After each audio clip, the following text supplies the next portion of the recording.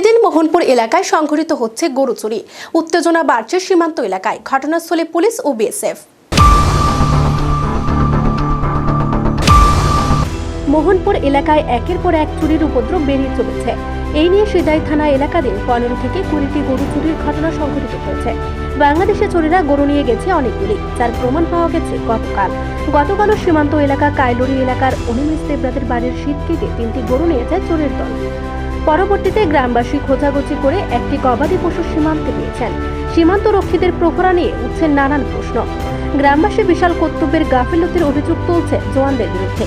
এলাকাবাসীদের দাবি, চুরির বিরুদ্ধে এখন থেকেই পুলিশদের সক্রিয় ভূমিকা গ্রহণ করতে হবে, নয়তো দিন দিন তছনছ হয়ে যাবে নিরীহ কৃষক পরিবারগুলি।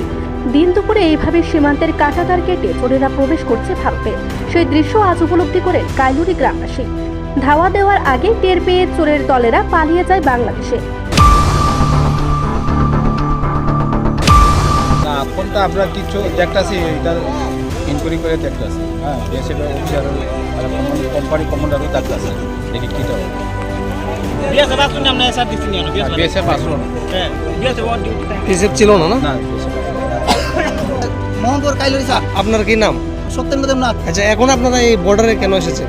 আমরা আছি আমার দিকে এই চোর কালকাতে গরু নিছে, তারা চোরের দিকে দৌড়ে নামছে, গরু এসেরা আমরা এদিকে দৌড়া একজন লোক দেখছে, দেখে আমরা সবাই মিলে দৌড়া আইসেরা আমরা দৌড়াইছি। আমরা যদিও রাখতে পারছি না, বিএসএফ 1 ঘন্টা ধরে আমরা এখানে ডাকছি, বিএসএফ এখানে আয় না।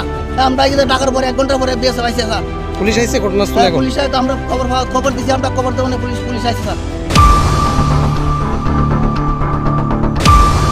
খবর পেয়ে ঘটনাস্থলে ছুটে যায় সিধাই থানার পুলিশ কর্মকর্তারা, ছুটে যান বিএসএফ জওয়ানরাও। গ্রামবাসীদের আরও অভিযোগ যে চুরির ঘটনার সাথে স্থানীয় 1-2জনও সম্পূর্ণভাবে যোগ থাকতে পারে।